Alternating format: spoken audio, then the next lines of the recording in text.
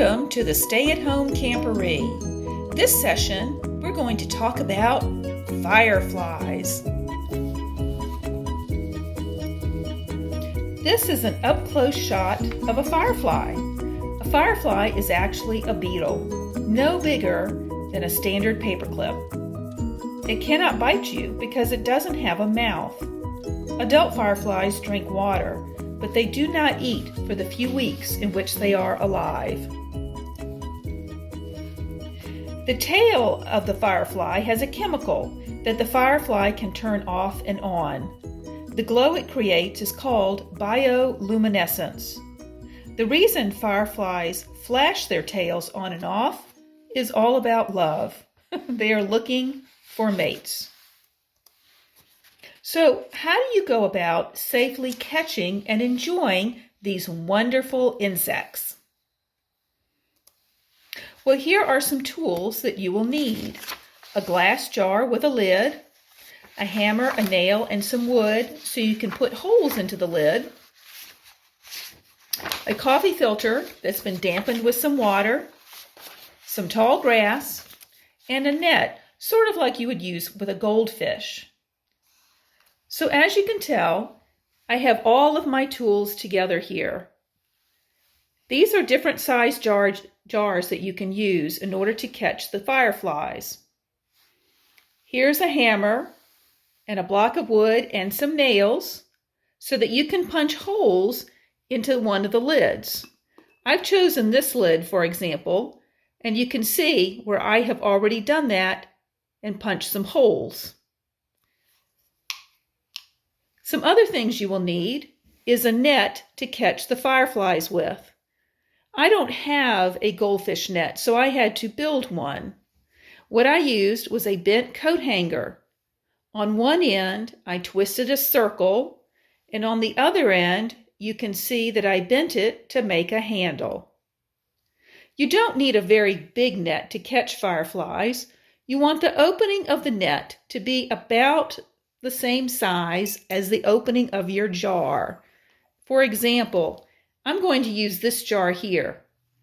And you can see that the wire is about the same size as the jar. Let me show you this way as well so you can see that. Not much bigger than the jar. Okay. So the idea is that you will take your jar outside and your net.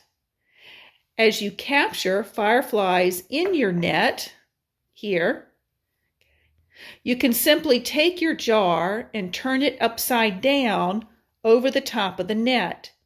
The fireflies would like to fly upwards. That's their tendency. So if you put this over the net, they will fly up into your jar. Once you have some fireflies in your jar, you need to make it a nice home for them, even if it's only for the next few hours. Fireflies need moisture. So here, I've taken a piece of my coffee filter and dampened it with water. So I'm going to tuck that inside of my jar.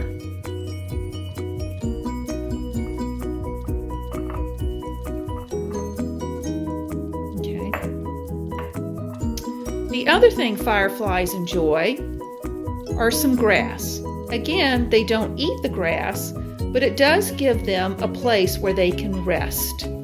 So I've already trimmed this a little bit to fit into my jar. So let's give that almost. Okay. But now, once the fireflies are inside the jar, and they have some moisture and some grass, I can close the lid. And that will keep your fireflies inside, safe and happy, okay, while you enjoy them.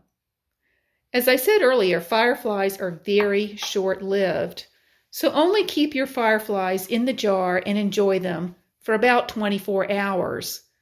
At that point, you need to release them back into the wild. And it's always best to take them back to the point where you first captured them, because that is their home.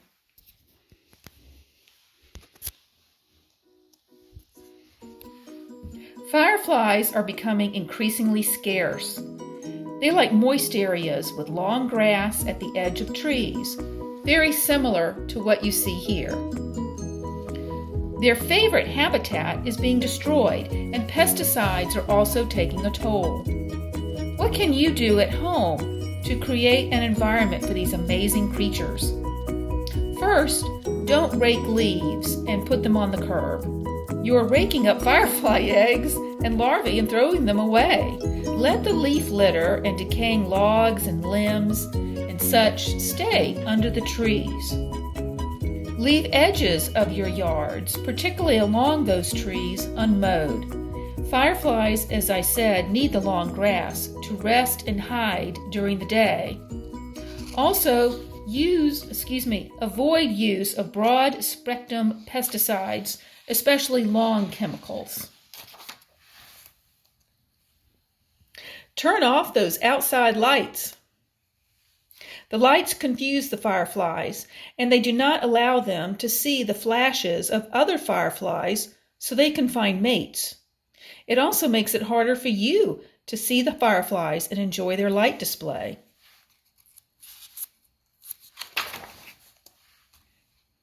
Fireflies also need sources of water.